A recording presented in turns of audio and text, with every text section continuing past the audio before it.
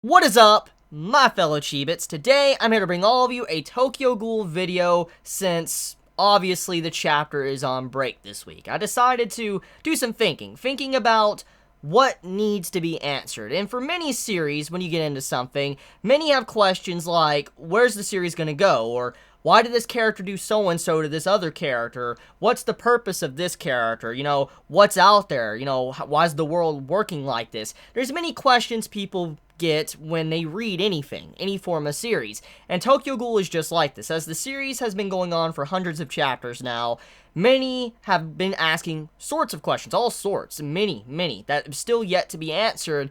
And I felt like it was time to kind of talk about this and list my top 5 major plot points that I still want answers to. And so, you might have another completely different top 5 compared to me, but what I'm about to say is basically 5 things that I really would like to see answered before everything is said and done, before TG is completely over. So, if you have a different set of top 5 or different ones you would like answered, list them in the comments below. But anyways, with that being said though, let's go over my top 5. Now these can be any order obviously, but I just want to list 5 that I really would like to see answered. So number 5, Scarecrow. Scarecrow is a mystery, and I think many can agree with me when it comes to that. Scarecrow is a character that's obviously popped up many times throughout Tokyo Ghoul, and we don't really know much about this character. We just know this character has popped up around ghouls and has been in very critical moments of the series and has even went out of his way to help out Almond when he was in a pinch. When he was locked up thanks to Dr. Kano, Scarecrow helped him out. And so Scarecrow has been a character throughout Tokyo Ghoul Re. He wasn't in part 1, but he was in Tokyo Ghoul Re. Now, for all we know, this character could be someone we know from part 1, which I'll get into. But overall, though, the character is a mystery. And we know the way Ishida has constantly shown this character for critical moments, giving him panel time, and then also showing this man in Almond's flashback of what happened between part 1 Tokyo Ghoul and part 2, we know this character must be very important. And so many have guessed or asked, like, what could this character do? Like, what's the purpose of this character? Who is he or who is she? We don't really know. And many have speculated that this character could possibly be Hide. And I mean, that seems logical because the character hides his face. I mean, Almond, you know, probably would recognize Hide as well. And so, I mean, who's to say that maybe Scarecrow isn't Hide? But that's definitely a question I'd like to see answered before everything is said and done with the series. So moving on, number 4, I'll probably have to say Arata. Arata is someone I would like to actually get a confirmation on. For a long time now, for Tokyo Ghoul, many fans have talked about Arata. Arata, FYI, is Toka and Ayato's father. Now, everybody might assume that Arata is dead, and for all we know, he probably is dead. However, it's never officially been confirmed that he is dead. And the reason for this and why I say this is because we know that Arata was apparently being harvested in Part 1 Tokyo Ghoul. Very similar to what was going on with Rize. Because the Arata armor, the way it popped up, it was a prototype and it popped up out of nowhere. It's very obvious that Arata was being harvested in around Part 1 TG. I mean, he could be dead by now in Part 2, but we never really got confirmation to what happened to him. We really don't know much at all. And so, there is, for all possibility, he could still be alive. He could still be locked up, gelled somewhere in CCG or V has him somewhere, and we just don't know where he's at. He could still be alive, just locked up. And I would like to see this question answered. I don't know if Ishida would, but the big thing that leaves me with a lot of hope is that Ishida has went a lot of times out of his way to put the parallels between Arata and Kaneki. Because Arata and Kaneki have a very similar path, the way they wanted to gain power, and then also to their design and the way they were enraged and angry and all that. There's just been so many panels that are completely similar to each other with these two characters that there has to be a reason for this. And so I feel like eventually it might be revealed, but that is something I would like answered. So moving on, number 3, I'll probably have to say, most likely, whatever happened to Eto. Eto's body. Now, this is something that might not be as important for a lot of those readers out there, but this is very important for me. I mean, It's kind of obvious that Ishida is going to use Eto for some reason in the future, either to bring her back in a way from whatever Dr. Kano is doing, bringing people back from the dead, or we're going to see her final moments when she truly does die in a flashback or something. Regardless, though, I would like to know what happened to Eto's body, because it's never been officially confirmed what really happened. I mean, for all we know, Eto's dead. That's what we all assume. As readers, we assume she's dead. For her to fucked her up, she was low on food, she was in the middle of the Ghoul prison, she was just dying there, and she was just sitting still. And from what you could assume is that she died. That's what you would assume. However, she's never really been mentioned a lot. She's never been mentioned again since that one scene. We've seen a flashback, obviously, but we've never really seen what happened to her in that moment. For all we know, Eto could still be alive. She managed to get out somehow, or she was turned into a Quinque or something. Maybe for her to turn her into a weapon. We have no idea. And so I'd like to see some form of confirmation before the series is done.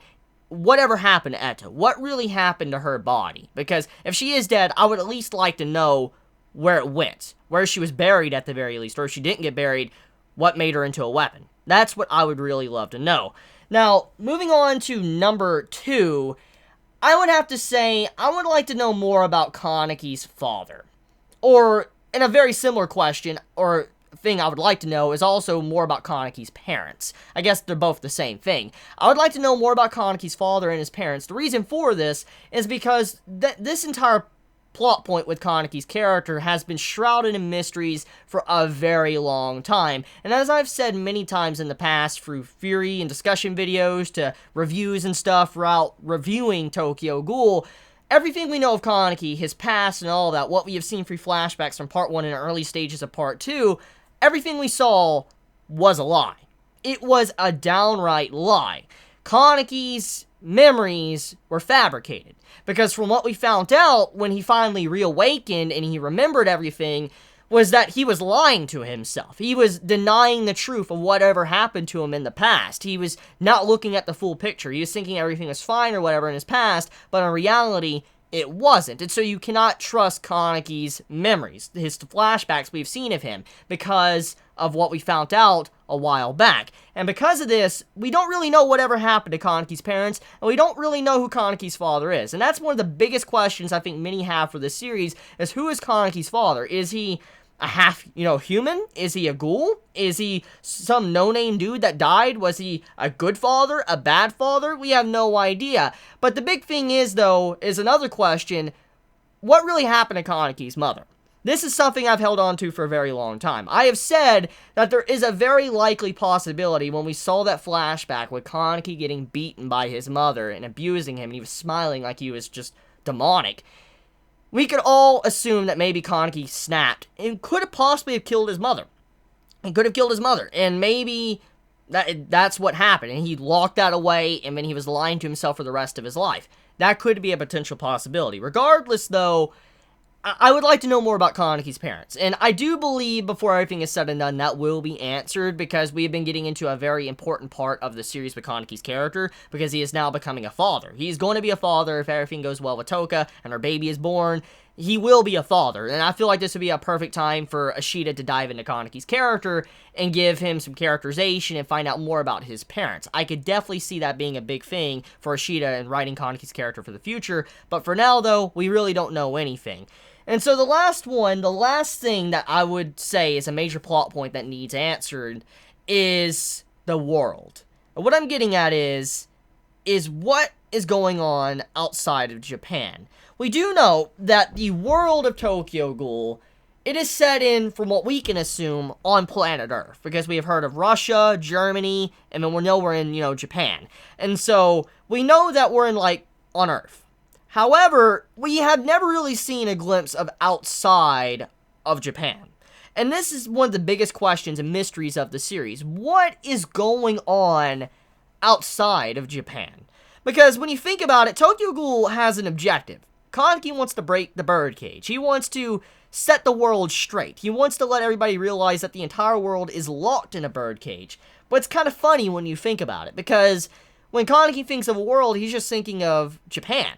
he's not relatively thinking of everything outside of Japan. We do know that there's ghouls outside of Japan. I mean, we saw CCG and the Washu clan hunt ghouls. I mean, look at what happened to Tsukiyama's family. And so, when you think about all these little things, it makes you wonder, how is society outside of Japan? Is there other organizations like CCG? Is CCG like the world power for, you know, taking care of ghouls? Or is there like some peace between ghouls and humans in other countries? That's the question I have. And so there is a lot of potential for expanding upon the world of Tokyo Ghoul if Ishida really wants to do that. And that's one of the biggest questions and mysteries of the series, is what is really going on outside of the borders of Japan. We don't really know. When you think about it, Tokyo Ghoul is a very enclosed series. Everything that's been going on in the series has really been happening just in Japan, in the wards. And we don't know what's happening in other countries, like America, Russia, Germany. We really don't know. And so, you could assume that there's other things like CCG, but we have no idea. Is V really all-powerful? Do they control other countries? That's another question. Or is there other organizations like V all around the world? That is a big thing that needs to be answered, and that's probably one of the most important things personally to me. But, anyways, some few honorable mentions. I would say ROS disease. I would probably say Toka's hospital visit. That's definitely something that is important that I would like to see visited as well, because we do know that Toka visited the hospital a while back at the beginning of part 2, and so we don't really know who she was visiting. For all we know, she could have been visiting Hide, or maybe she was visiting Kimi, because we really don't know why, you know, Kimi decided to join Dr. Kano. I mean, we can have our theories, but we don't really know the full point of that, so we don't know who Toka was visiting. So that's another major plot point to the series. Who was Toka visiting, and ROS disease. Those are some honorable mentions. And with that, I think I'm going to end this video. So, y'all have a wonderful day or night wherever you live. Please be safe. Chibi out.